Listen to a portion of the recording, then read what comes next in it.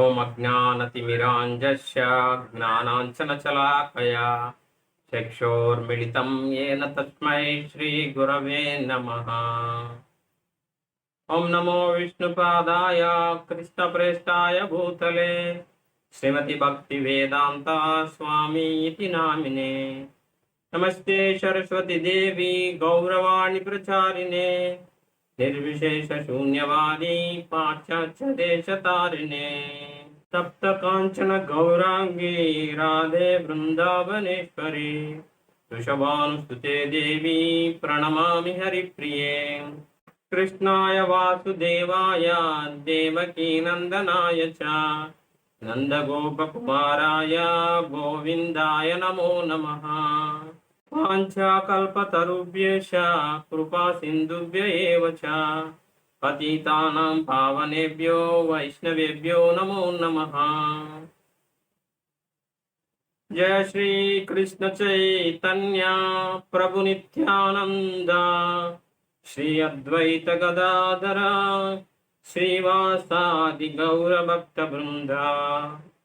హరే కృష్ణ కృష్ణ కృష్ణ హరే హరే హరే రామ రామ రామ హరే హరే. ఈరోజు జగన్నాథ స్వామి లీలామృతంలో మనం 4వ రోజుకి చేరుకున్నాము. ఎవరైనా సరే మనకి మొదటి రోజు క్లాస్, 2వ రోజు, 3వ రోజు క్లాస్ చూడనట్లయితే దయచేసి 1, 2 క్లాసులు అనేవి చూడండి. వీడియో కనుక మీకు నచ్చినట్లయితే దయచేసి లైక్ చేయండి. ఇలా లైక్ చేయడం ద్వారా మన వీడియో అనేది మీలాంటి తెలియని ఒక 10 మంది భక్తులకు యూట్యూబ్ వాళ్ళు రికమెండ్ చేయడం అనేది జరుగుతుంది. ఈరోజు జగన్నాథ స్వామి లీలామృతంలో 4వ రోజు అనమాట.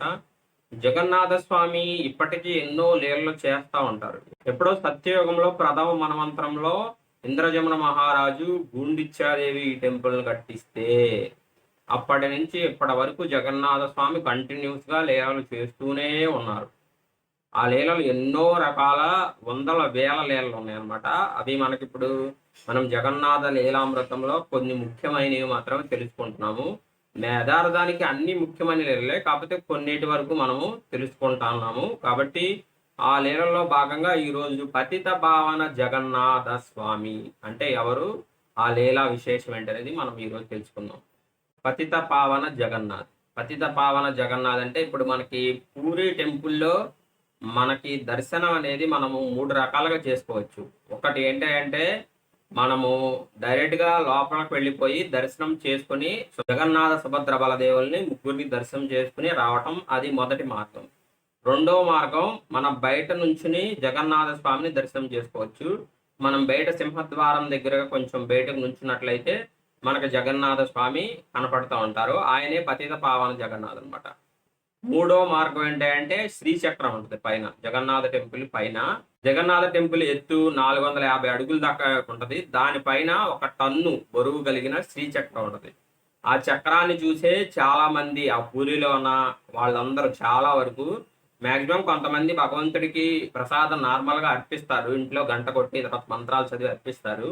చాలా ఎక్కువ మంది మాత్రము ఆ టెంపుల్ని దర్శించడానికి ఏం చేస్తారంటే ఆ శ్రీచక్రాన్ని దర్శించి వాళ్ళు వండిన ఆహార పదార్థాలు ఏవైతే ఉన్నాయో ఆ శ్రీచక్రాన్ని చూపించి జై జగన్నాథ్ అని చెప్పేసి తినేస్తారు. అంటే వాళ్ళ నమ్మకం ఏంటంటే ఆ శ్రీచక్రానికి చూపిస్తే చాలు, ఆ శ్రీచక్రము జగన్నాథుడు అభిన్నం అని చెప్పేసి వాళ్ళు నమ్ముతారు. ఈ 3 రకాలుగా మనం దర్శనం అనేది చేసుకోవచ్చు. వాటిలో 2వ రకమైన పతిత పావన జగన్నాథ స్వామి ఆ సింహద్వారం దగ్గరికి ఎలా వచ్చాడు అనే విషయం గురించి ఈరోజు మనం క్లాస్లో తెలుసుకుందాం. ఇంకా జగన్నాథ స్వామి నెంబర్ ఆఫ్ లీలలు ఉన్నాయి. చాలా మంది జగన్నాథ స్వామిని పూజించడం కానీ, చాలా మంది జగన్నాథుడు ఆపన్నులందరినీ ఆదుకున్నాడు. భక్తితో వచ్చిన వాళ్ళందరికీ ఎన్నో వరాలు ప్రసాదించాడు. ఆ లీలలో కొన్ని లీలలు ఈరోజు మనం చర్చించుకుందాం. మొదటిగా పతిత పావన జగన్నాథ్ అంటే ఆ జగన్నాథ మూర్తి అక్కడికి ఎలా వచ్చింది అంటే, కొన్ని వందల సంవత్సరాల క్రితము ఈ ఉత్కల రాజ్యమైన అంటే ఒరిస్సా రాజ్యాన్ని పాలిస్తున్న మహారాజు ఎవరంటే రామచంద్ర దేవుడు. ఆ రామచంద్ర దేవుడు ఎక్కడ ఉండేవాడంటే, ఇప్పుడు మనకు కురదా రోడ్డు ఉంది కదా, ఆ కురదా రోడ్డే రాజధాని. దానికి ఆ కురదా రోడ్డుని రాజధానిగా చేసుకుని ఆ కురదా రోజులో ఉండి రోజు 40 కిలోమీటర్లు వచ్చి ఆయన జగన్నాథ స్వామిని దర్శనం చేసుకుని వెళుతూ ఉండేవాడు. అప్పుడు భారతదేశాన్ని ఏంటంటే మొఘలేయులు పాలిస్తున్నారు, అంటే ముస్లిమ్స్ పాలిస్తున్నారు అనమాట. ముస్లిమ్స్ పాలనలో భారతదేశం అనేది ఉంది. కాకపోతే ఈ ఒక్కల రాజ్యానికి మాత్రం హిందూ రాజైన రామచంద్ర దేవుడు ఉంటాడు. ఆ రామచంద్ర దేవుడు తర్వాత టర్కీ ఖాన్ అని చెప్పేసి ఒక సుబేదార్ని నియమిస్తారన్నమాట ఆ ప్రాంతానికి. ఆ ముస్లిమ్స్ అతను కటక్లో ఉండేవాడు అనమాట. అతను కటక్లో ఉండి ఏం చేసేవాడంటే హిందువులు తమ దేవాలయాల దర్శనం చేసుకోవాలన్నా సరే వాళ్ళ చేత ట్యాక్స్ కట్టించుకునేవాడు. అతను చాలా క్రూరుడు అనమాట. ఎలాగైనా ఈ జగన్నాథ టెంపుల్ని నాశనం చేసేయాలి అని చెప్పేసి ఎన్నోసార్లు జగన్నాథ టెంపుల్ని పాడు చేయాలనే ఉద్దేశంతో ఎన్నో రకాలైన ప్రయత్నాలు చేస్తారు. ఈ రామచంద్ర దేవుడు వాటిని అన్నింటినీ తిప్పికొడతాడు అనమాట.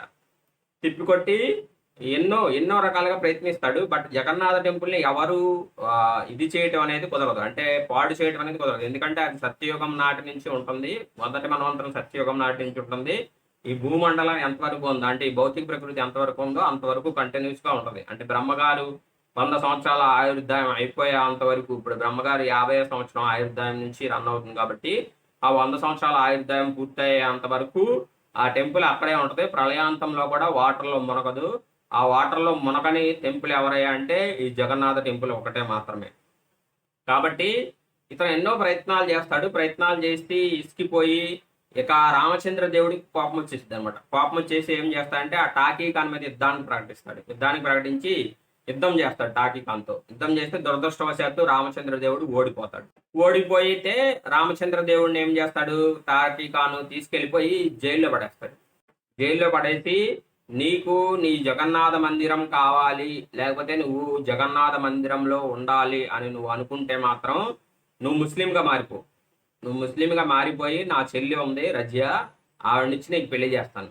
ఆవిడని పెళ్లి చేసుకుని నువ్వు ముస్లిం మతాన్ని స్వీకరించు. అప్పుడే నేను ఈ జైలు నుంచి వదిలిపెడతాను, జగన్నాథ టెంపుల్ని కూడా వదిలేస్తాను అని చెప్పేసి రాజు ఆ రామచంద్ర దేవుడికి చెప్తాడు. రామచంద్ర దేవుడు అంటాడు, నేను ప్రాణం పోయినా సరే మతం మార్చుకోవటం అనేది కుదరదు, నేను మత మార్పిడి అనేది జరగదు, అది నా ఇంపాసిబుల్, అసలు హైలీ ఇంపాసిబుల్, అట్లాంటి పనులు నేను చేయను అని చెప్పేసి రామచంద్ర దేవుడు మొహం మీద చెప్పేస్తాడు టాకీ ఖాన్.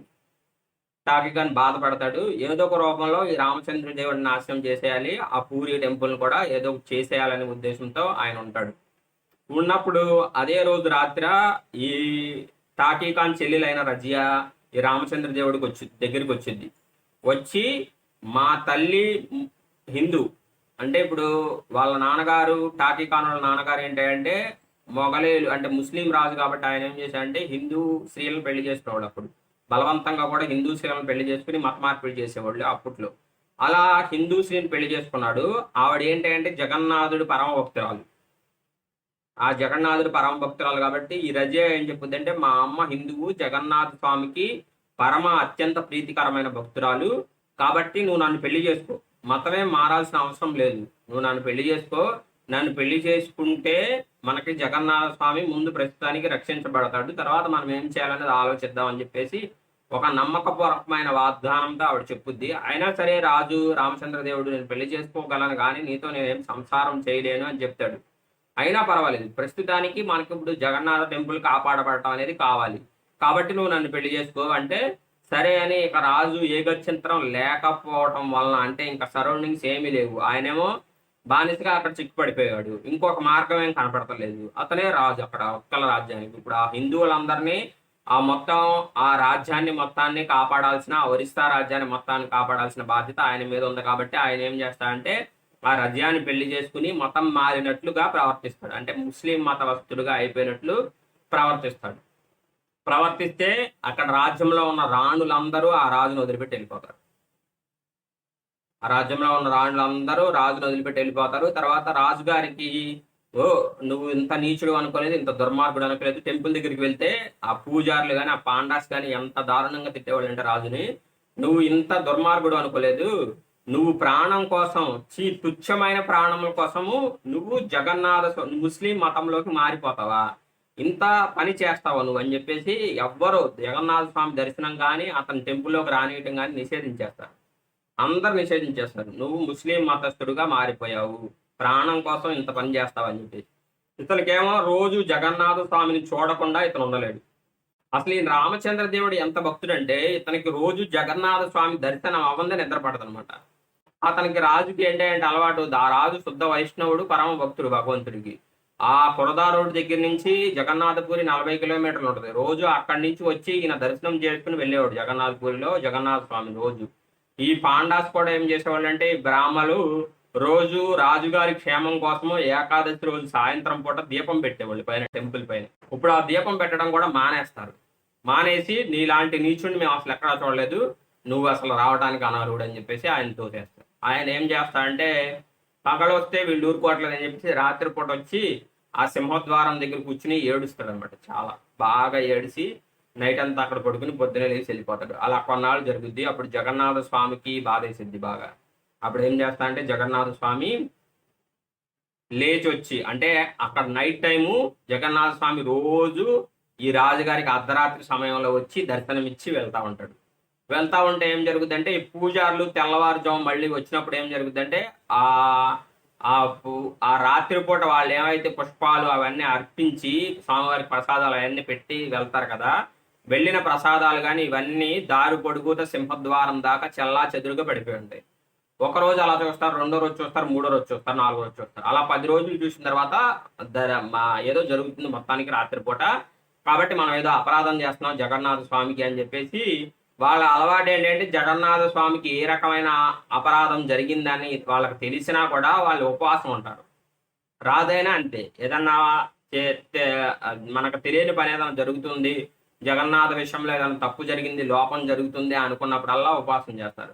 అలాగే వీళ్ళు కూడా ఏం చేస్తారంటే, బ్రాహ్మలు ఉపవాసం చేసి చేసి మెల్లగా నిద్రలోకి జారుకుంటారు. నిద్రలోకి జారుకున్నప్పుడు జగన్నాథ స్వామి కళ్ళలో కనపడి చెప్తాడు, మీరు అతను హిందువు నుంచి ముస్లింగా మారాడని చెప్పేసి మీరు అతన్ని లోపలికి రానివ్వట్లేదు కదా, అతను నా పరమ భక్తుడు, కాబట్టి నేను అతనికి దర్శనం ఇవ్వడానికి రోజు రాత్రిపూట అక్కడికి వెళ్తున్నాను, అందుకని ఇవన్నీ చల్లా చెదురుగా పడిపోతున్నాయి, అది కారణం, అసలు కారణం అని చెప్పేసి ఆ పూజారులకు చెప్తాడు. పూజారులకు చెప్తే, మరి మమ్మల్ని ఏం చేయమంటారు స్వామి, జగన్నాథ స్వామి అని పాండాస్ అడుగుతారు అన్నమాట. అడిగితే పాండాస్నే పూజారులు అంటారు. అక్కడ పూజారులే పాండాస్ అంటారు.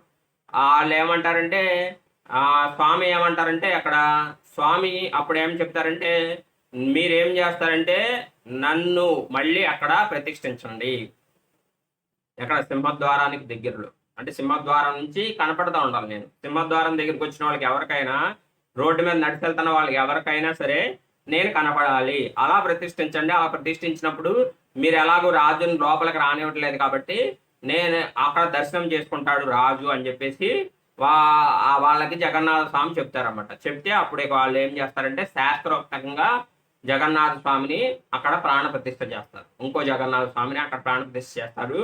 ఇప్పుడు మనకి ఏంటంటే, పూర్వకాలంలో ఏం జరిగిందంటే, బ్రిటిషర్స్ వాళ్ళు ఉన్న టైంలో, ముస్లిమ్స్ వాళ్ళు ఉన్న టైంలో, అన్య మతస్థులు ఉన్న టైంలో, పాలన వాళ్ళు చేస్తున్న టైంలో ఏం జరిగిందంటే, జగన్నాథ స్వామి టెంపుల్కి అందరినీ అలౌ చేసేవాళ్ళు.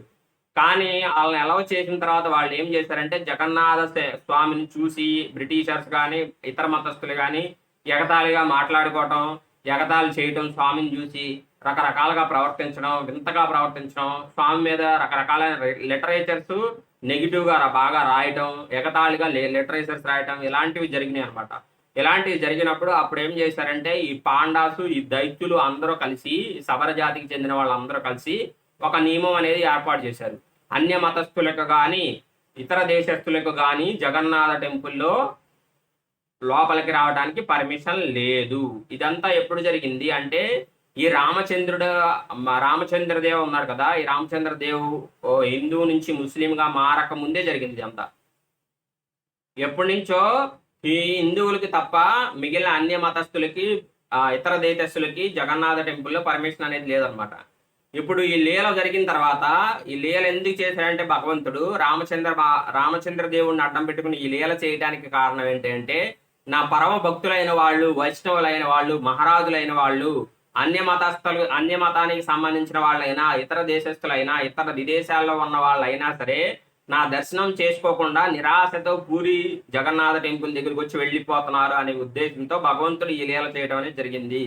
భగవంతుడు ఈ లీల ఎందుకు చేశాడంటే, వాళ్ళందరికీ కూడా దర్శనాన్ని ప్రసాదించాలి అని చెప్పేసి ఈ పతిత పావన జగన్నాథ లీల జగన్నాథ స్వామి చేశాడు.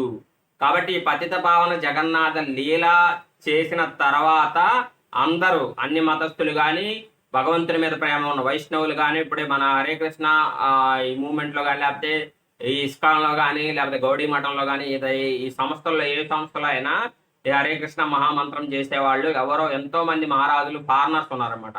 వాళ్ళకి జగన్నాథ టెంపుల్లోకి ఇప్పటికీ ప్రవేశం అనేది ఉండదు. వాళ్ళు నామం పెట్టుకున్నా, పిలక పెట్టుకున్నా, కంఠమాల వేసుకున్నా, సన్యాసంలో ఉన్న కాషాయ వస్త్రాలు వేసుకున్న వాళ్ళకి మాత్రము జగన్నాథ టెంపుల్ లోపలికి వెళ్ళే అవకాశం లేదనమాట.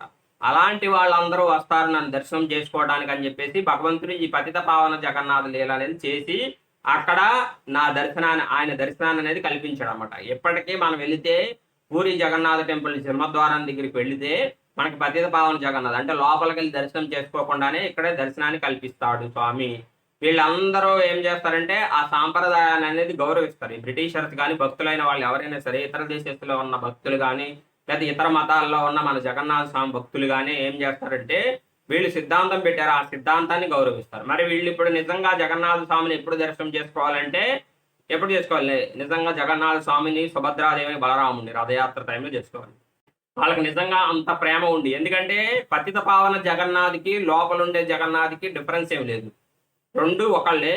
కానీ ఇన్ కేసు వాళ్ళు బలరాముడు, సుభద్రాదేవిని, తర్వాత లోపల ఉన్న జగన్నాథ స్వామిని కూడా మేము ఒకసారి దర్శనం చేసుకోవాలనుకున్నప్పుడు ఇతర దేశస్తులు కానీ అన్ని మతస్థులు కానీ జగన్నాథ రథయాత్ర టైంలో జగన్నాథ స్వామి దగ్గర అదే ఆ రథయాత్ర టైంలో వచ్చినట్లయితే వాళ్ళు జగన్నాథ, సుభద్ర, బలదేవుని దర్శనం చేసుకోగలరు. మామూలు టైంలో అయితే చేసుకోగలరు. ఎందుకంటే దీనికి అప్పుడు ఎప్పటి నుంచో మామూలుగా అన్ని మతస్థులను ఎలా చేసినప్పుడు వాళ్ళు ఏం చేశారంటే అన్ని మతస్థులు కానీ బ్రిటిషర్స్ కానీ జగన్నాథుని ఎగతాళి చేసి నవ్వటం కానీ, జగన్నాథుడి మీద బ్యాడ్గా లిటరేచర్స్ రాయటం కానీ, జగన్నాథుడి మీద బ్యాడ్గా న్యూస్ ఫామ్ చేయటం కానీ ఇలాంటివి చేస్తారు వాళ్ళు.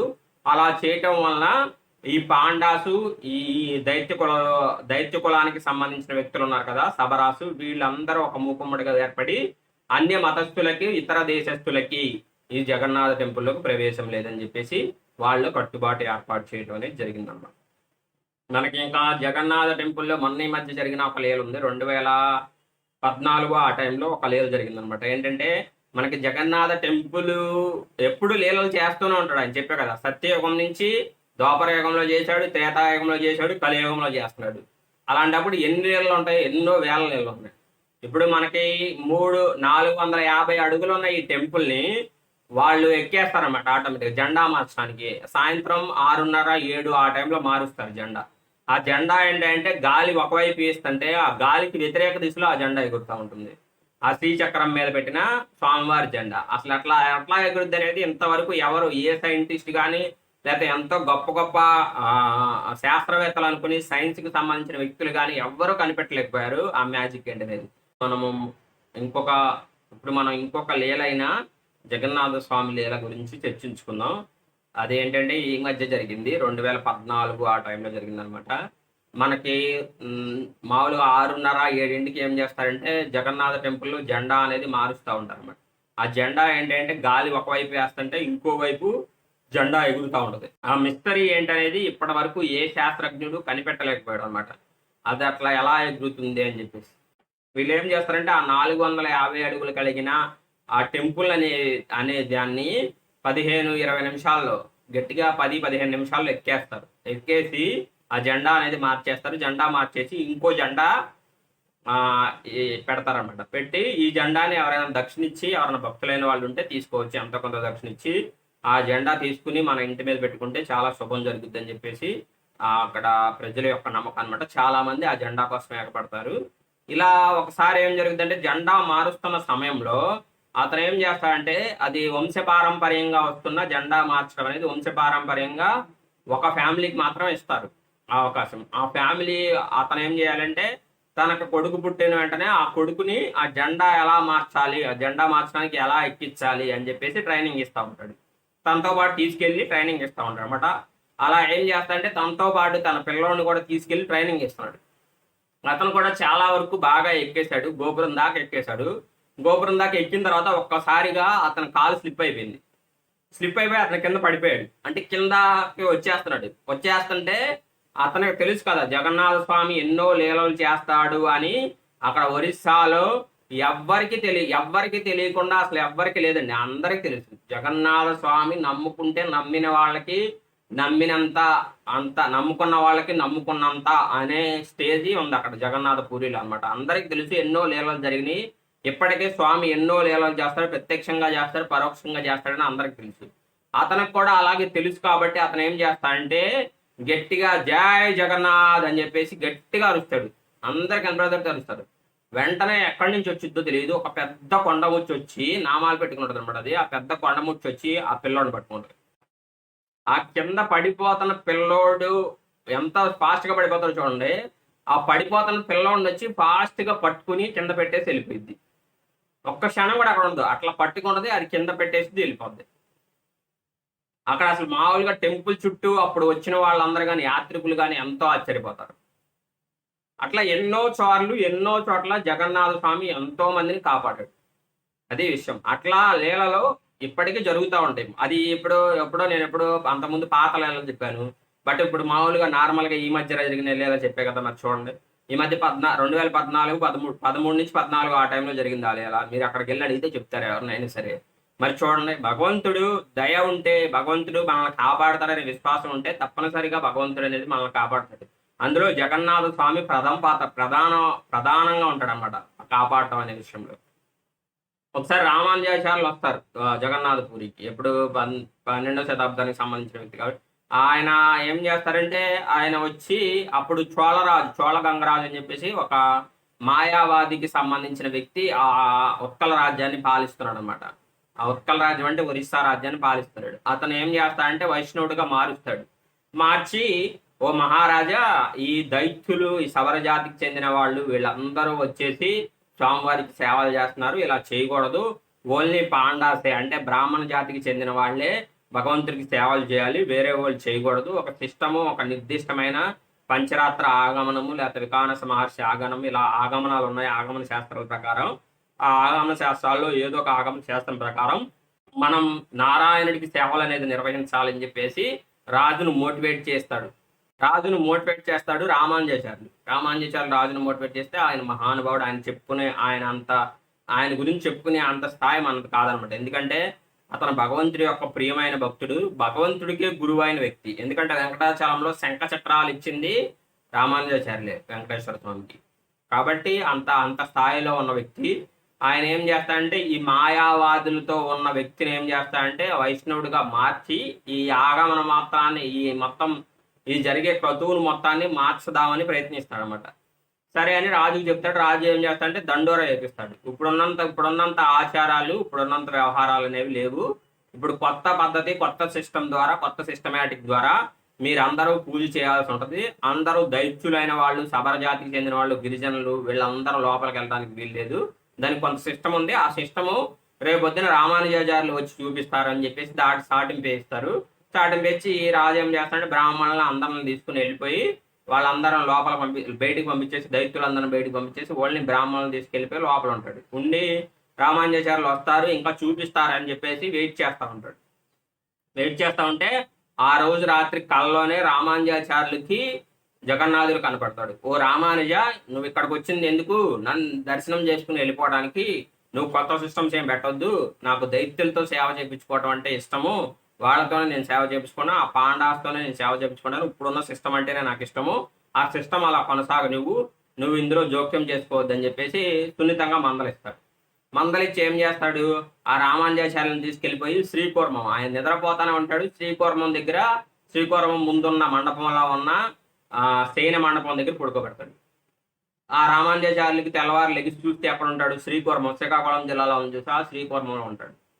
ఉంటే ఇక ఆయనకి అర్థమైపోద్ది ఆ స్వామివారి జగన్నాథ స్వామి లీల ఇదంతా అని చెప్పేసి రామానుజాచార్యులు ఏం చేస్తారంటే ఇక శ్రీకూర్మం స్వామిని దర్శనం చేసుకుని, శ్రీకూర్మని దర్శనం చేసుకుని ఆయన దేశాటన చేస్తున్నారు కాబట్టి ఆయన ప్రకారం ఆయన వెళ్ళిపోతాడు. ఇక ఆయన వ్యవహారం ప్రకారం ఇక ఇప్పుడు రాజు ఏం చేస్తాడు, చూస్తాడు. ఇక రాజుకి అర్థమైపోద్ది జగన్నాథ స్వామికి ఇష్టం లేదు, అందుకని రామానుజాచార్యులు పంపించేశాడు. ఇక రామానుజాచార్యులు రాడు కాబట్టి మీరు అంతకుముందు ఎలా చేస్తున్నారో పురాతన విధానం ద్వారా అలాగే చేయండి అని చెప్పేసి ఈ దైత్యులకు తర్వాత పాండాస్కు చెప్తారనమాట. ఎందుకంటే దైత్యులు అయిన వాళ్ళు, సబరాస్ అయిన వాళ్ళు ఏం చేస్తారంటే జగన్నాథుడిని వెళ్ళి కౌగులు ఇచ్చేసుకుంటారు, జగన్నాథుడికి ముద్దులు పెట్టేస్తారు, వాళ్ళు ఎంగిల్ చేసిన ప్రసాదం పెడతా ఉంటారు జగన్నాథుడికి.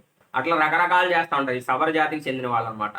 అలా చేయించుకోవడం కూడా భగవంతుడికి ఇష్టం. ఎందుకంటే వాళ్ళందరూ నా బంధువులు అని చెప్పేసి రామానుజాచార్యులు చెప్తారన్నమాట. వాళ్ళందరూ నా బంధువులు, వాళ్ళని నువ్వేం మార్చొద్దు, ఈ సిస్టమేటిక్ ఏం ఇక్కడ పనిచేయదు, నువ్వు ఇక్కడ నుంచి దయచేసి నువ్వు వచ్చావు, ఏదో దర్శించుకున్నావు, నువ్వు దయచేసి వెళ్ళిపో, నాకు అలా చేయించుకోవటం ఇష్టం అని చెప్పేసి కళ్ళలో కనపడి స్వామి రామానుజాచార్యులకి జగన్నాథ స్వామి చెప్తాడనమాట. అది ఒక లీల. ఇంకా చాలా లీలలు ఉన్నాయి. అంటే జగన్నాథ స్వామికి సంబంధించిన లీలలు చాలా ఎన్నో వేలు ఉన్నాయి. దానిలో ఏవో కొన్ని ముఖ్యమైన లీలల వరకు మనం చర్చించుకుంటాం. కానీ తర్వాత బంధు మహంతి అని చెప్పేసి ఒక లీల ఉందన్నమాట. బంధు మహంతి అంటే ఒక మహంతి అని ఆయన ఏం చేస్తా అంటే బాగా బీదవాడు, అతనికి 2 పూట్ల తినడానికి ఆహారం ఉండదు, రోజు భిక్షాటం చేసుకుని లేకపోతే ఎవరి బంధువుల దగ్గర ఎక్కడో చోట ఉండి జీవితాన్ని సాగిస్తూ ఉంటాడు. అతను ఉన్న రాజ్యంలో ఏంటంటే కరువు ఏర్పడుద్ది. వాళ్ళ ప్రజలకు తినడానికే లేకపోతే వాళ్ళ ప్రజలకు తినడానికే ఉండదు అనమాట. అక్కడ ఉన్న ప్రజలకు తినడానికే ఉండకపోతే వీళ్ళకేం దానం చేస్తారు, వీళ్ళకి దానం చేయరు కదా. దానం చేయకపోతే ఇక భార్య అంటది, మీకు ఎవరైనా బంధువు ఉంటే చూడండి, అంత కొంతకాలం మనం ఆ బంధువు ఇంటి దగ్గర గడుపుదాము, ఏదైనా దూరపు చుట్టం ఎవరైనా ఉంటే చూడండి, అక్కడికి వెళ్ళిపోయి. అట్లాగే ఈ రాజ్యంలో వర్షాలు సరిగ్గా పట్టలేదు, పంటలు సరిగ్గా పండట్లేదు కాబట్టి ఈ రాజ్యంలో కరువు వచ్చింది, వేరే రాజ్యానికి అక్కడ దూరంగా ఉంటే చెప్పండి అంటే అతనేంటి బంధు మహంతి ఏంటంటే జగన్నాథ స్వామి భక్తుడు. ఆయన జగన్నాథ స్వామి భక్తుడు. నాకు పూరిలో ఒక వ్యక్తి ఉన్నాడు, తెలిసిన వ్యక్తి, నాకు చాలా బంధువు. మనం పూరి నగరాన్ని వెళ్దామంటే ఇక వాళ్ళు ఏం చేస్తారంటే ఆ రాజ్యం నుంచి నడుచుకుంటూ పూరి నగరానికి వస్తారు. వచ్చి ఆ రోజుకి స్వామివారి దర్శనం అవదనమాట. ఏ విశేషమైన పూజలు జరుగుతూ ఉంటే స్వామి దర్శనం కాదు కాబట్టి ఇక ఏం చేస్తారంటే వాళ్ళు ఆ రాత్రి కూడా దక్షిణ ద్వారం దగ్గరికి వచ్చి ఇక అక్కడే పడుకుందామని అనుకుంటే ఆకలేస్తూ ఉంటుంటే అక్కడ స్వామివారికి కొన్ని వేల కుండల అన్నం వండుతారు కాబట్టి ఆ అన్నం వండినప్పుడు గెంజి వస్తూ ఉంటుంది. ఆ గెంజి అంటే ఒక బోరు ద్వారా లోపల నుంచి బయటకు పంపిస్తూ ఉన్నప్పుడు ఆ గెంజిని ఆయన గమనిస్తాడు అనమాట. అక్కడ ఆవులు, తర్వాత ఇంకా మిగిలిన పశుపక్షాదులు అనేవి తాగుతూ ఉంటాయి. ఇక ఈయన ఏం చేస్తాడంటే ఈరోజు ఈ స్వామివారి దగ్గర నుంచి వచ్చిన గెంజిని తాగి మనము మన పిల్లలు పడుకుందాం, రేపు వాళ్ళ ఆవిడికి బంధువు ఉన్నాడని చెప్పి తీసుకొస్తాడు కదా, అతను చాలా బిజీగా ఉన్నాడు ఇప్పుడు ఏదో ఫంక్షన్లో, కాబట్టి ఇప్పుడు రావటం కుదరదన్నాడు, ఇప్పుడు కలవటం కుదరదన్నాడు, మనము రేపొద్దున వెళ్ళి కలుద్దాము, ఈ రోజుకి ఈ గంజి తాగి పడుకుందాం అని చెప్పేసి ఆ గంజిని ఏం చేస్తారంటే ఒక కొండ పెంకులో పట్టుకుని వాళ్ళ పిల్లలకు తాగించి, వాళ్ళ భార్యకి తాగించి, ఈయన కూడా ఆ గంజి తాగేసి పడుకుంటాడు.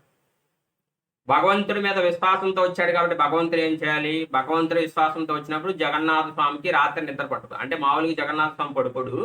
ఆ జగన్నాథ స్వామి రాత్రిపూట ఏం చేస్తా అంటే ఇతను ఇంత ప్రేమతో ఇంత అభిమానంతో నా దగ్గరికి వచ్చాడు కాబట్టి ఆయన ఏం చేస్తా అంటే ఒక స్టోర్ రూమ్ ఉంటుంది అనమాట. ఆ పక్కనే జగన్నాథ టెంపుల్లోనే ఒక గది అనమాట. అది ఆ గదిలో బంగారు పళ్ళెంలో రోజు స్వామివారికి ఆ ప్రసాదాలు పెడతా ఉంటారు, చెప్పల భోగం పెడతా ఉంటారు. ఆయన పెట్టిన ప్రసాదాలన్నీ ఆ బంగారు పళ్ళెంలో వేసి ఒక పూజా రూపంలో వచ్చి ఆ దక్షిణ దూరం గుండా వచ్చి ఆ మహంతి అని పిలుస్తారన్నమాట. మహంతి అని చెప్పేసి. అంటే అతనికి అర్థం కాదు, మనల్ని ఎక్కడ ఎవరు పిలుస్తారులే అని చెప్పేసి ఆయన పడుకుంటాడు.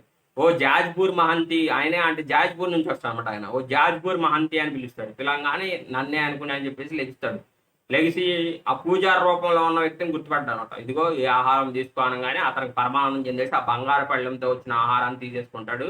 ఇతనికి ఆకల్లో వచ్చిన వాళ్ళు ఎటు వెళ్ళారు అనేది గమనించనమాట. ఆయన వచ్చి అదృశ్యమై వెళ్ళిపోతాడు. తలుపులేమో తాళాలు వేసి ఉంటాయి. వీళ్ళు ఆహారం తీసుకున్న తర్వాత ఆయన గమనిస్తాడు, ఎవరో కనపడరు, తలుపేమో ఇంకా తాళం వేసి ఉంటుంది, ఇదేమో బంగారం పళ్ళెం మెరుస్తూ ఉంటుంది. సరే రేపు పొద్దునే వచ్చలే పూజారి గారికి, మనకి ఇక్కడ రాగానే ప్రసాదం పెట్టాడు మహానుభావుడు అని చెప్పేసి ఆ బంగారు పళ్ళాన్ని ఏం చేస్తాడంటే తన అంగవస్త్రంలో కట్టుకుని తల కింద పెట్టుకుని పడుకుంటే వీళ్ళు పొద్దున్నే సుప్రభాత సేవ అంటే పొద్దున్నే 4 వచ్చి గుడి తీసేయాలి కదా, 2:30, 3 వచ్చి గుడి తీసేస్తారు. తీసేసిన వెంటనే బంగారు పళ్ళెం కనపడదు, నైవేద్యం పెడతాం అని చూస్తే, ఎందుకంటే ఫస్ట్ మనకి కరామాబాయి కిచిడి పెట్టాలి. కరామాబాయి కిచిడి పెట్టిన తర్వాతే మంగళారతి చేయాలి. ఆ కరామాబాయి కిచిడి గురించి నేను 2వ క్లాసులో చెప్పినట్టున్నాను, అది చూడండి ఎవరైనా చూడనట్లుంటే. ఎందుకంటే జగన్నాథుల లీలలు అనేక ఉంటాయి, వేలల్లో ఉంటాయి. ఆ కరామాబాయి కిచిడి పెట్టడానికి వాళ్ళు ఏం చేస్తారంటే ఆ బంగారు పళ్ళెం కోసం వెతుక్కుంటే అది కనపడంగానే వెంటనే రాజుకు తెలియజేస్తారు. రాజు వెంటనే ఎక్కడుందో గాలించినని వెంటనే ఇతను నిద్రపోతూనే ఉంటాడు. 8-9 అయ్యేలోపు గాలిచ్చేస్తే ఒక పలానా వ్యక్తి ఇలా ఒక పళ్ళెంని తలగడగా పెట్టుకుని పడుకున్నాడు, పలానా వ్యక్తి పళ్ళాన్ని తలగడగా పెట్టుకుని పడుకున్నాడు జగన్నాథ టెంపుల్ ఎదురుగుండానే అని చెప్పి భటులకు కొంతమంది చెబుతారు. చెప్పగానే ఇతని దగ్గరికి వస్తారు. ఈ బంధు మహంతి ఇతను మంచి నిద్రలో ఉంటాడు అనమాట. రాత్రి కాస్త నిద్ర లేదు కదా, మంచి నిద్రలో ఉంటే అతను లేపుతారు. లేపి ఈ పళ్ళెం నీకు ఎక్కడది, నువ్వు ఈ పళ్ళెని నువ్వే దొంగతనం చేసి తీసుకొచ్చావు అంటే, కాదు నాకు పూజారికి ఇచ్చారు రాత్రిపూట అంటే, పూజారి ఎందుకు రాత్రి ఉంటాడు, నువ్వు అబద్ధం చెప్తున్నావు, నువ్వే లోపలికి వెళ్ళి దొంగతనం చేసుకుని తీసుకొచ్చావు అని చెప్పేసి ఆ పిల్లలతో సహా వాళ్ళ భార్యతో సహా అందరం తీసుకెళ్లి జైల్లో పడతారు. ఆ బంగారు పళ్ళెని తీసుకెళ్లి జగన్నాథ టెంపుల్లో ఇస్తారు. పూజాది కార్యక్రమాలు నిర్వహిస్తారు. రాజు శాంతిగా పడుకుంటాడు, పూజారులు అందరూ శాంతిగా పడుకుంటారు. రాజు కాలంలో జగన్నాథ స్వామి వస్తాడు. నా నాకు పెట్టిన ఆహారం, నా పళ్ళెం, నా భక్తుడికి నేను ఇచ్చాను, నీకేంటి మధ్యలో అని చెప్పి జగన్నాథ స్వామి కళ్ళలో కనబడి చెబుతారన్నమాట రాజుకి. పళ్ళెం ఏమన్నా నీదా, అది కాదు కదా నాది, నేను ప్రసాదం పెట్టి నా భక్తులైన మా ఎక్కడి నుంచో వచ్చాడు మహంతి, నా కోసం నా మీద విశ్వాసంతో వచ్చాడు కాబట్టి నేను అతనికి ఇచ్చాను, నీకేంటి ప్రాబ్లం, నువ్వు అతను తీసుకెళ్ళి ఎందుకు జైలు వేసావు, అతను దొంగ కాదు, నేనే తీసుకొచ్చి రాత్రిపూట పూజారి వేషంలో అతనికి ఇచ్చాను, నువ్వేం చేస్తావంటే స్వామి తప్పైపోయింది, ఇప్పుడు నేను ఏం చేయాలని కల్లోని అడుగుతారు అతను రాజు.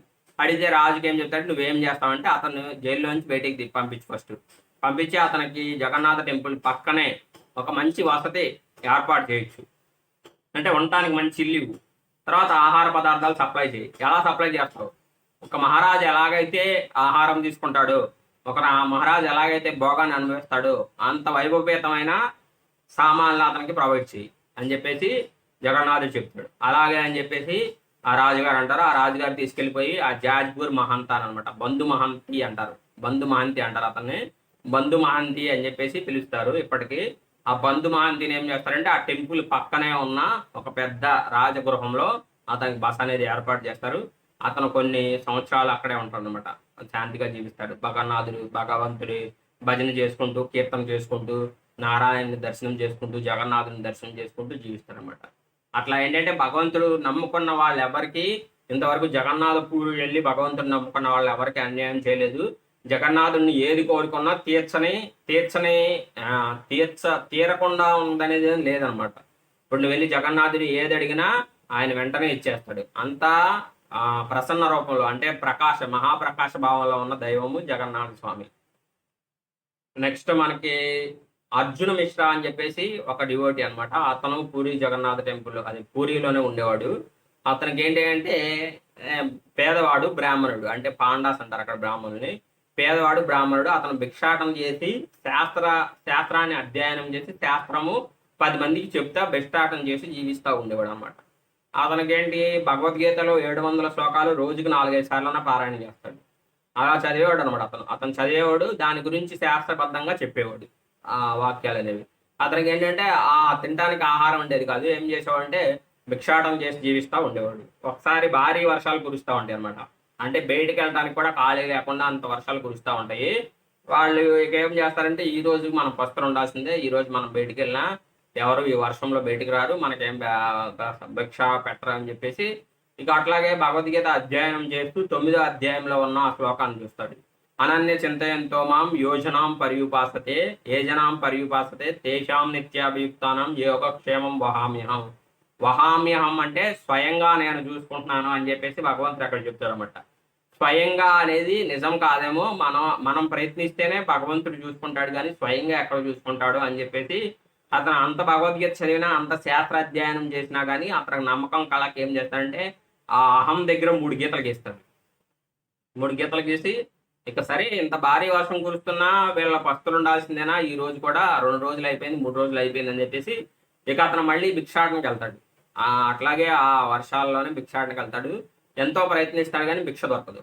ఈ లోపు ఏం చేస్తారంటే కృష్ణ బలరాములు ఇద్దరు, జగన్నాథుడు బలరాముడు ఇద్దరు కలిసి వచ్చేసి, మీ ఆయన సరుకులు పంపించాడమ్మా మీకోసం, మీరు వండుకోండి, ఈరోజు భిక్ష బాగా దొరికిందంట, ఆయన రావడానికి కొంచెం లేట్ అయ్యి ఉంది, వేరే పని మీద బయటికి వెళ్ళాడు కాబట్టి మమ్మల్ని పంపించాడని చెప్తే ఆవిడ చాలా సంతోషపడిపోయి, కూర్చోండి, నేను త్వరగా ప్రసాదం తయారు చేసి జగన్నాథుడికి నైవేద్యం పెట్టి మీకు కూడా పెడతానని చెప్పేసి అంటది. కాదమ్మా కాదు, మాకు వేరే పనులు ఉన్నాయి, మాకు కొన్ని సేవలు ఉన్నాయి, అక్కడికి వెళ్ళాలి, మేము వెళ్ళిపోతామని చెప్పేసి వెనక్కి తిరిగి వెళ్ళిపోతున్నప్పుడు ఏం చేస్తారంటే వాళ్ళ ఇద్దరు వీపుల మీద 3 గీతలు ఉంటాయి, బాగా కందిపోయి ఉంటాయి అనమాట.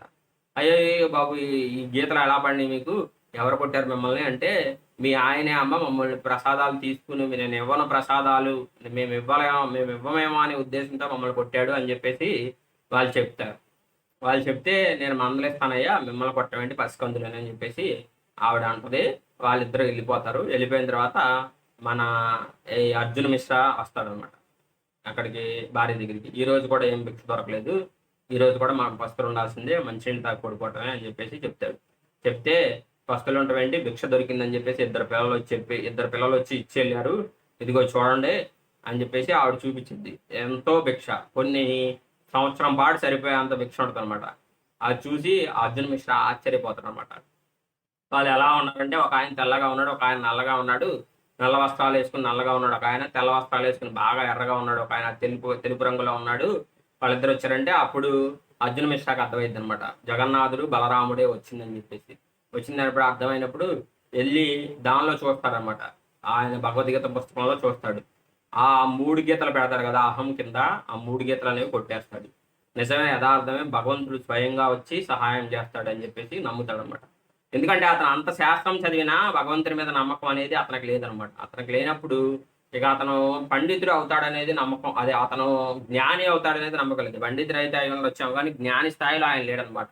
ఇప్పుడు జ్ఞాని స్థాయిలోకి వచ్చాడు, ఎందుకంటే భగవంతుడు వచ్చి విశ్వాసం అదే చూపించాడు కాబట్టి. కన్ఫామ్గా భగవంతుడు అనేవాడు కన్ఫామ్గా మనం నమ్మితే కన్ఫామ్గా మనల్ని ఆదుకుంటాడు. ఇలాంటి లీలలు ఎన్నో ఉన్నాయన్నమాట జగన్నాథ పూరికి సంబంధించి. యాక్చువల్గా ఇంకొక స్టోరీ ఉంది జగన్నాథ స్వామి లీలలు. జగన్నాథ స్వామి లీలలు అనేకం, మనం ఎన్ని చెప్పుకున్న తరగదు. రఘుదాస అని చెప్పేసి ఆయన కూడా జగన్నాథ పూరిలో ఉండేవాడు. కాకపోతే అతను రామచంద్రుడి యొక్క భక్తుడు. ఇదంతా రామచంద్రుడిని పూజించేవాడు. ఒకసారి జగన్నాథ టెంపుల్కి వచ్చినప్పుడు అతనికి రామచంద్రుడు కనపడతాడు. అంటే ఆ జగన్నాథ సుభద్ర బలదేవులు కనపడ్డాడు అనమాట ఆయనకి. రాముడు, లక్ష్మణుడు, సీతమ్మ తల్లి ముగ్గురు కనపడతారు.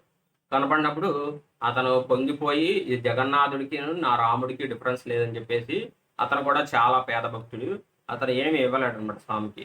తర్వాత రోజు ఏం చేస్తా అంటే పూలు తీసుకొచ్చి, బయట పూలు తీసుకొచ్చి అరటి డప్పులు ఉంటాయి కదా, ఆ అరటి డప్పులతో దారం కూడా కొనలేని పరిస్థితి అనమాట. అతను అరటి డప్పులతో ఆ అరటి డప్పుల్లో ఉన్న దారం, అంటే దారంగా జిగురుగా పీసులుగా వస్తుంది కదా, దాంతో పూలుకొచ్చి ఆ జగన్నాథ టెంపుల్లో పూజారులకు ఇస్తారనమాట. వాళ్ళు ఏం చేస్తారంటే ఈ పూలేంటి జిగురుగా ఉన్నాయి, ఈ దారం ఏంటి ఎట్లా ఉందని చెప్పేసి వాళ్ళు వచ్చిన ఆ దండం తీసుకెళ్ళి డస్ట్బిన్లో పడేస్తారు. డస్ట్బిన్లో పడేస్తే అతను ఏం చేస్తాడంటే, రఘుదాస్ ఏం చేస్తాడంటే, అతను చాలా బాధపడిపోయి ఇంకా టెంపుల్ నుంచి వెళ్ళిపోయి అట్లాగే ఆలోచిస్తూ పడుకుంటాడు అనమాట. పడుకుంటే వీళ్ళకి ఏం జరుగుద్ది, వీళ్ళు రాత్రిపూట అలంకారం చేసి స్వామివారిని టెంపుల్ మూసేసి వెళ్ళిపోదాం అనుకునే టైంలో ఎన్నోసార్లు మాల వేస్తారు, కానీ ఆ మాల ఎన్నిసార్లు వేసినా పడిపోతే ఇక వీళ్ళకి తెలిసింది ఒకటే మార్గం కదా, వీళ్ళు ఉపవాసం చేసి ఆ రోజు రాత్రి అక్కడే పడుకుంటే అప్పుడు ఏం చేస్తారంటే, నా రఘుదాస్ అని చెప్పేసి నా పరమ భక్తుడైన వాడు మాల తీసుకొచ్చి ఇస్తే మీరు డస్ట్బిన్లో పడేశారు, ఆ మాల తీసుకొచ్చి మళ్ళీ వేసేదాకా నేను అలంకారం అనేది స్వీకరించను అని చెప్పేసి జగన్నాథ స్వామి కళ్ళలో కనపడి ఆ పాండాస్కి చెప్తాడనమాట. పాండాస్కి చెప్తే అప్పుడు ఏం చేస్తారంటే, ఆ రఘుదాస్ ఎక్కడ ఉన్నాడు చూడండి రా బాబు అని చెప్పేసి అతను పట్టుకుని అతని దగ్గర మాల తయారు చేయించుకుని అరటి డొప్పల యొక్క తీగతోనే మాల తయారు చేయించుకుని తీసుకొచ్చి జగన్నాథ స్వామికి వేసిన తర్వాత జగన్నాథ స్వామి వాళ్ళు చేసే అలంకారాన్ని స్వీకరిస్తాడు, వాళ్ళు పెట్టే ప్రసాదాన్ని స్వీకరిస్తాడు. అదనమాట రఘుదాసు. ఇంకా రఘుదాసుకు సంబంధించి చాలా స్టోరీస్ ఉన్నాయన్నమాట. ఎందుకంటే రఘుదాసు జగన్నాథ స్వామి ఫ్రెండ్స్ లాగా ఉండేవాడు. ఎప్పుడు జగన్నాథ స్వామి రఘుదాస్ ఇంటికి వచ్చేవాడు, వాళ్ళ ఇంటికాడ ఆడుకునేవాడు. ఒకసారి రఘుదాస్కి బాగోకపోతే ఏం చేస్తా అంటే జగన్నాథ స్వామి స్వయంగా వచ్చి సేవ చేస్తాడు. ఆయనకున్న రుగ్మత ఆరోగ్యానికి సంబంధించిన మలమూత్రాలు కూడా విసర్జించలేని స్టేజ్లో ఉంటే స్వామివారి సేవ చేసి అతను రికవర్ అయ్యేటట్టు ప్రయత్నిస్తారన్నమాట. ప్రయత్నిస్తే రఘుజాత ఆశ్చర్యపోతాడు, నువ్వు నన్ను రికవర్ చేయాలంటే నీ శక్తి ద్వారా రికవర్ చేసేయచ్చు కదా, నువ్వే వచ్చి స్వయంగా సేవ చేయాల్సిన అవసరం ఏముందంటే, మీరందరూ జీవస్థాయిలో ఉన్నప్పుడు కొన్ని కర్మ ఫలాలతో వస్తారు, అవి పోవాలంటే ఇదే మార్గం, వేరే మార్గం లేదు, అందుకనే నేను వచ్చి సేవ చేశానని చెప్పేసి చెప్తాడన్నమాట. ఎందుకంటే భగవంతుడే మనల్ని కష్టపెట్టినట్టు ఉండదు, కానీ ఒక్కొక్కసారి మనము ఆ ఆ కర్మ ఫలాలని మనం అనుభవించేసినట్లయితే ఇక మనం ఈ భౌతిక ప్రపంచానికి రావాల్సిన అవసరం ఉండదు, వైకుంఠం డైరెక్ట్గా పోవచ్చు అనే ఉద్దేశంతో భగవంతుడు అలా లీలలు నిర్వహిస్తూ ఉంటాడు. ఒకసారి ఏం జరుగుతుందంటే, రఘుదాసుని తీసుకుని జగన్నాథ స్వామి పనసకాయ దొంగతనానికి వెళ్తాడు. రఘుదాస్ అంటాడు, నీకు పనసకాయ అంటే ఇష్టమైతే స్వామి నేను కొనిపెడతా కదా, ఈ దొంగతనాలు ఎందుకు అంటాడు. అది రాజుగారి బంగాళాల దొంగతనం ఎందుకు అంటాడు. కాదు, దొంగతనం చేసి తింటేనే నాకు ఆనందము, నేను అక్కడ బృందావనంలో ఉన్న లీలలన్నీ నాకు గుర్తొస్తున్నాయి ఎందుకో ఈ మధ్య, బట్ కనీసం ఒక్కసారైనా మనం దొంగతనం చేద్దామని చెప్పేసి చెప్తాడు రఘుదాస్కి. సరే స్వామి నువ్వు ఎలా అంటే అలాగే, నేను నీకు చెప్పేది ఏముందని చెప్పేసి వీళ్ళిద్దరూ కలిసి ఏం చేస్తారంటే రాజుగారి కోట దూకేసి రాజుగారి బంగ్లాలోకి వెళ్ళిపోతారు. వెళ్ళిపోయి పనసకాయ చెట్టు ఎక్కేస్తారు. జగన్నాథ స్వామి తొందరగా ఎక్కు అంటాడు. ఎక్కేస్తాడు రఘుదాసు. పైకి ఎక్కేసి ఆ పనసకాయని కోసేయమంటాడు. కోసేయమంటే కత్తితో కోసేస్తాడు రఘుదాసు. ఆ కత్తితో కోసేసిన తర్వాత రఘునాథ్ దాస్ అనమాట. ఆ కత్తితో కోసేసిన తర్వాత ఆయన ఏం చేస్తాడంటే జగన్నాథ స్వామిని పట్టుకోమంటాడు. ఏ జగన్నాథ్ పట్టుకో, కమాన్, రెడీగా ఉండని చెప్పేసి, ఓకే ఓకే పంపించు, ఓకే ఓకే వదిలే అని చెప్తాడు. వదిలే అని చెప్పేగానే వెంటనే రఘుదాస్ వదిలేస్తాడు. బట్ జగన్నాథ స్వామి అక్కడి నుంచి వెళ్ళిపోతాడు. ఆ పనసకాయ కింద పడిపోయి పెద్ద సౌండ్ వచ్చేది. సెక్యూరిటీ గార్డ్ వాళ్ళందరూ వచ్చేస్తారు. వచ్చేసి ఓకే పనసకాయ పడింది అందుకని సౌండ్ వచ్చిందని అనుకుంటారు. వాళ్ళకి అనుమానం వచ్చింది, పనసకాయ మామూలుగా పడదే, ముగ్గినా కూడా పడదే, ముగ్గినా కూడా దాని అంతా తొడిమి ఊడిపోయి పడిపోదే, ఏం జరిగిందని పైకి చూస్తారు. పైకి చూస్తే రఘుదాస్ కనపడతాడు. రఘుదాస్ కనపడితే రఘుదాస్ చాలా మంచోడే, జగన్నాథ స్వామితో ఎంతో పరమమైన ప్రియమైన భక్తుడే, ఇతనెందుకు ఇంత దొంగతనం చేశాడు అని చెప్పేసి ఇది మనకు తేలే ఆవారం కాదని డైరెక్ట్గా రాజుని తీసుకొస్తాడు.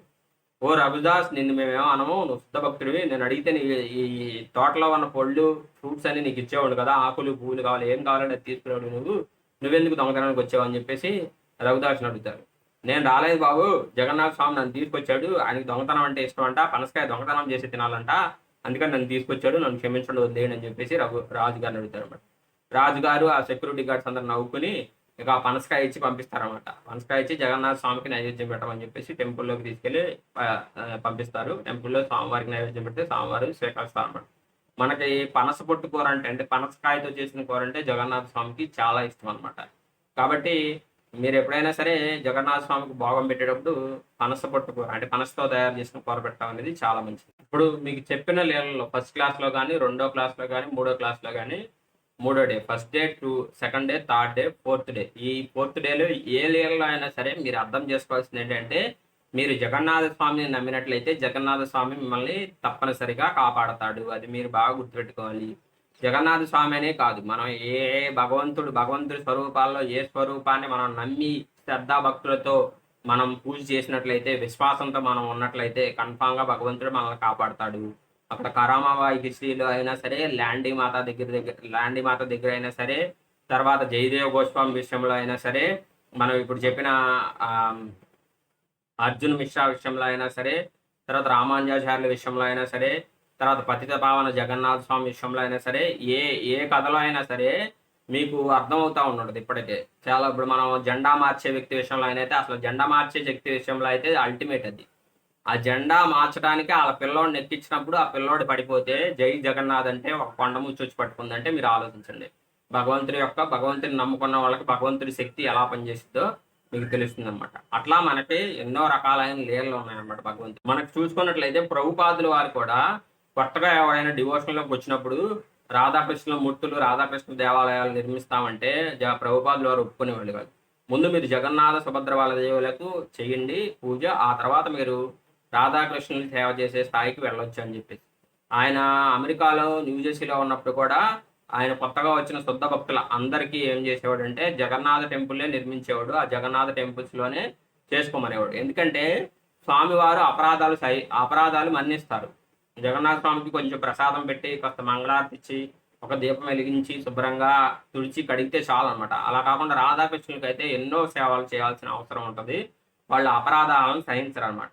అందుకని ప్రభుపాదుల వారు కూడా ఏం చెప్పేవాళ్ళు అంటే మీరు జగన్నాథ సుభద్ర రాధాకృష్ణులు పూజించే స్థాయి మీకు ఉన్నట్లయితే పూజించండి, చాలా నియమనిష్టలతో చేయాలి. అలా కాలేనప్పుడు మీరు జగన్నాథ సుభద్ర బలదేవులు పెట్టుకోండి, వాళ్ళ అపరాధాలు అనేవి సహిస్తారు, అది అపరాధాలు అనేవి మన్నిస్తారు, తొందరగా మీకు కృపణ అనేది వర్షిస్తారు అని చెప్పేసి చెప్పడం అనేది జరిగిందనమాట. అందుకనే ప్రభుపాదుల వారు చాలా చోట్ల జగన్నాథ సుభద్ర బలదేవుల మూర్తులు అనేవి స్థాపించి టెంపుల్స్ అనేవి నిర్మించారనమాట అప్పుడు స్టార్టింగ్లో ఉన్న భక్తులందరికీ. ఇది జగన్నాథ స్వామి లీలామృతంకి సంబంధించి మ్యాక్సిమం నేను చాలా ఇంపార్టెంట్ లీలలని చర్చించాను. ఇంకా చాలా వేల లీలలు ఉన్నాయి మనకి జగన్నాథ స్వామి చేసిన లీలలు. ఇప్పటికీ చేస్తానే ఉంటాడు. అవి పుస్తకాల్లో రాస్తానే ఉంటారు. గోస్వాములైన వాళ్ళు, మహారాజులైన వాళ్ళు ఇలా రీల జరిగింది. మీరైనా సరే మీరు జగన్నాథపూరి రథయాత్ర టైంలో మీరు జగన్నాథ సుభద్ర బలదేవులను చూడటానికి వెళ్ళారనుకో, కన్ఫామ్గా మీకు అర్థమైద్ది అక్కడ లీల ఎలా జరుగుద్ది అని చెప్పేసి అర్థమైందా? అక్కడ లీలలు మీకు మీరు స్వయంగా చూస్తారు. నేను కూడా ఎన్నో సార్లు జగన్నాథ రథయాత్రకి వెళ్ళాను. అక్కడ ఎన్నో లీలలు నాకు తెలిసినవి జరిగినాయి అనమాట. నా జీవితంలో కూడా చాలా విచిత్రమైన లీలలు. బట్ జగన్నాథ స్వామి ఇప్పటికీ లీలలు చేస్తా ఉంటాడు. పూరి జగన్నాథ టెంపుల్లో మీరు వెళ్ళండి. మీరు ఏదైనా భౌతికమైన కోరికలు ఏమన్నా ఉంటే మీరు తీర్చుకోండి, మీరు అడగండి, తీరుస్తాడు. ఎందుకంటే భక్తి సిద్ధాంత సరస్వతి గోస్వామి మహారాజ్ విల్లు ఉంది కదా, జగన్నాథ స్వామి టెంపుల్కి ఒక 400 మీటర్ల దూరంలో ఉంటుందన్నమాట. ఆయన భక్తి వినోద్ ఠాగూర్ అడుగుతాడు వెళ్ళి, నాకు ఈ హరిభక్తిని ప్రపంచవ్యాప్తంగా ప్రచారం చేసే కొడుకు కావాలి, జగన్నాథ స్వామి నన్ను ఆశీర్వదించి దీవించి నాకు అలాంటి కొడుకుని ప్రసాదించు అంటే భక్తి సిద్ధాంత సరస్వతి గోస్వామి మహారాజుని ఇస్తాడు.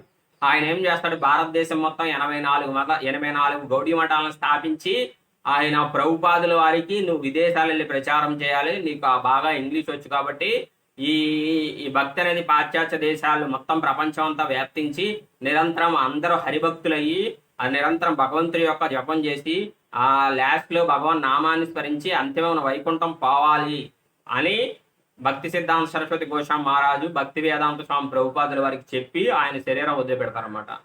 ఇప్పుడు చూడండి, మీకు జగన్నాథ స్వామిని కోరుకోవటం వల్లనే భక్తి వినోద్ ఠాగూరు భక్తి సిద్ధాంత సరస్వతి గోస్వామి మహారాజ్ జన్మించాడు.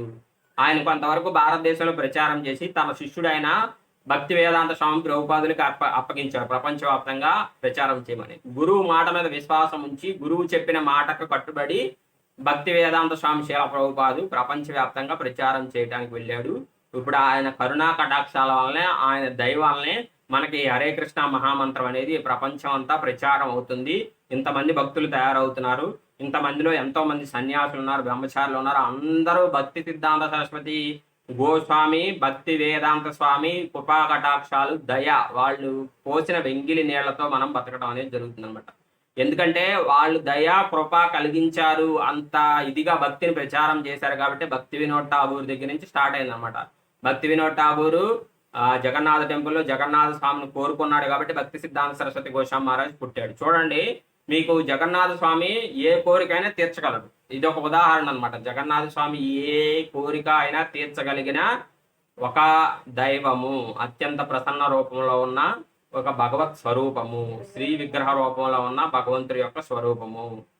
కాబట్టి మీరు జగన్నాథ స్వామిని ప్రార్థించండి. జగన్నాథపూరిలో దయచేసి అందరూ జీవితంలో ఒక్కసారైనా 2 సార్లైనా మీకు వీరు కుదిరితే ఎన్నిసార్లు అయినా సరే జగన్నాథ రథయాత్రకి వెళ్ళి జగన్నాథ స్వామిని దర్శనం చేసుకోండి. మీకు కుదరలేదంటే దయచేసి మీ జీవితంచి ఉన్న కాలంలో ఒక్కసారైనా జగన్నాథపూరిలో రథయాత్ర టైంలో వెళ్ళి జగన్నాథ సుభద్ర బలదేవుల్ని దర్శనం చేసుకోండి దయచేసి. ఇకపోతే జగన్నాథ స్వామి గురించి కానీ జగన్నాథ స్వామి లీలల గురించి కానీ చెప్పటానికి నేను అనర్హుడిని. అంటే ఒక చిన్న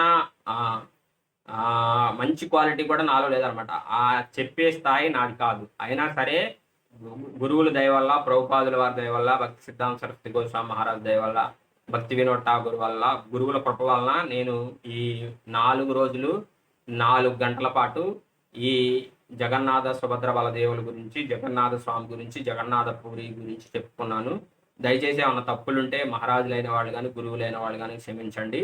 మీలో ఎవరైనా సరే ఇంకా జగన్నాథ స్వామి లీలలు చదువుకోవాలంటే జగన్నాథ స్వామికి సంబంధించిన లీలలకు సంబంధించిన పుస్తకాలు అనేవి మన టెంపుల్స్లో అనేవి అవైలబుల్గా ఉంటాయి అన్నమాట. హరే కృష్ణ టెంపుల్స్లో మీరు అక్కడికి వెళ్ళి ఆ టెంపుల్స్లో ఆ లీలలకు సంబంధించిన పుస్తకాలు అనేవి వాళ్ళు అమ్ముతారు, వాళ్ళు తెచ్చుకొని చదువుకోండి. ఈ లీలలన్నీ మీకు అర్థమైనవని ఆశిస్తూ ఇక జగన్నాథ స్వామి యొక్క లీలామృతంని ఈ 4వ రోజుతో ముగిస్తున్నాము.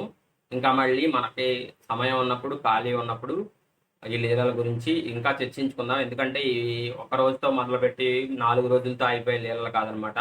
ఇప్పుడు చెప్పినవి కాకుండా కొత్త లీలలు రాబోయే వీడియోస్లో ఎప్పుడన్నా మనం జగన్నాథ స్వామి గురించి చెప్పుకోవడం అనేది జరుగుతుంది. కాబట్టి ఈ వీడియోస్ని చూస్తూ ఈ క్లాస్ను వింటూ ఆదరిస్తున్న వాళ్ళందరికీ, భక్తులందరికీ, డివోటీస్ అందరికీ నా హృదయపూర్వక నమస్కారాలు. వాంఛాకల్పతరుభ్యశ్చ కృపా సింధుభ్యేవ చ పతితానాం పావనేభ్యో వైష్ణవేభ్యో నమో నమః. जय भक्ति सिद्धांत सरस्वती गोस्वामी शिल प्रभुपाद की जय, भक्ति वेदांत स्वामी शिल प्रभुपाद की जय, भक्ति विनोद ठाकुर की जय, जगन्नाथ दास बाबा जी महाराज की जय, गौरी किशोर दास बाबा जी महाराज की जय, अनंत कोटि वैष्णव वृंद की जय, कलयुग धर्म हरिनाम संकीर्तन कीजिए। नमाचार्य हरिदास ठाकुर कीजिए। निताय गौर प्रेमानंदे। हरि हरि बोल। हरे कृष्ణ। హరే కృష్ణ. మేము కృష్ణ భక్తి ప్రచారం కోసం ఈ ఛానల్ని స్టార్ట్ చేయడం జరిగింది. మీరు ఇంతవరకు మా ఛానల్ను సబ్స్క్రైబ్ చేసుకున్నట్లయితే సబ్స్క్రైబ్ చేసుకోండి, లైక్ చేయండి, షేర్ చేయండి, కామెంట్ చేయండి. గంట సింబల్ ప్రెస్ చేయడం మాత్రం మర్చిపోకండి. హరే కృష్ణ.